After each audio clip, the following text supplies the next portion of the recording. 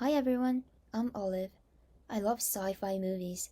Whenever I watch them, I wonder, do aliens exist? Can a life exist anywhere other than the Earth? This video is going to be talking about the habitable zone, Mars, and the probability of life and intelligence with the outlook for aliens existing in the planets other than the Earth. A key feature that distinguishes life from other complex systems is that it must reproduce and evolve through natural selection. Then, what does a life require in order to live? And how do we define a habitable zone? What are the requirements for a planet to be habitable?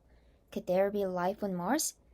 In order to know what others think about the existence of aliens and how they think about the habitability in other planets, I did an anonymous survey and asked people 8 questions. Among 17 people, 8 people said yes when they were asked if they believed that aliens exist. When people were asked what habitable zone could be, the majority of people said a place where a living thing can survive. Well, based on the lectures, habitable zone can be defined as a region where the water exists. For a planet to be habitable, 5 things are required: elements used by biology, long-lived star, stable orbits, an energy source, and lastly, a solvent. There are some other factors that affect the habitable zones as well: presence and composition of atmosphere, rotation, albedo, and obliquity of planet, and also eccentricity of planetary orbit. But the discovery of extremophiles on the Earth suggests that life elsewhere may be possible over a much wider range of conditions than initially thought. With an atmosphere and greenhouse effect, some planets that are out of habitable zone might be habitable. If the planet had an atmosphere, it can make a planet habitable even if it lay outside of a habitable zone. Thanks to asteroids and meteors, we find the required organic elements are present on all planets and moons.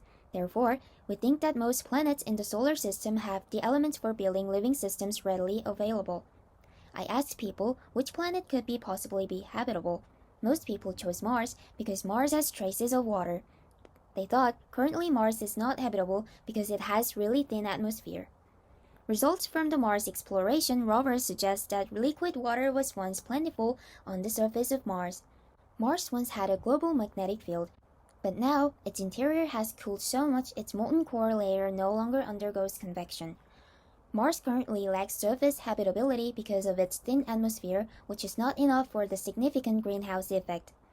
And the atmospheric pressure on Mars is so low that any liquid would immediately turn from solid ice straight into gas without melting first.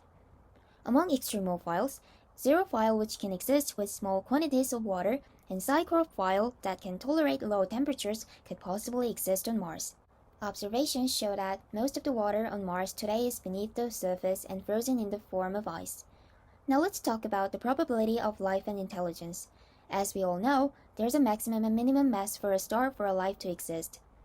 From the luminosity formula, we know the minimum and maximum mass, and we can get the fraction of this with Drake equation.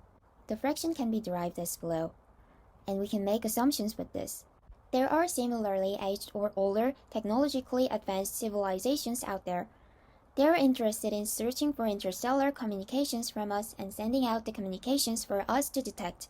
Civilizations can only occur around Earth-like planets and Sun-like stars. Also, they can only arise on planets that are in the habitable zones of their stars. From the fraction of suitable stars for the Drake equation, we can estimate the number of suitable stars, which is 60 billion. Civilization types were defined in 1964 by a Soviet astronomer Nikolai Kardashev. According to this theory, there are 3 types of civilizations. Type 1 is a civilization that uses all energy available on its planet. Type 2 uses all the energy available from its host star. Type 3 uses all energy from its host galaxy. Carl Sagan noted that the difference in energy use between each of these types were roughly 10 orders of magnitude, so he defined the quantitative formula of assigning a Kardashev type K as below, where P is the power used by the civilization in Watt. From the equation, our current rating is about 0.73. To conclude, yeah, there might be or might not be a life in the universe other than the Earth. I hope you enjoyed this video. Thank you for listening.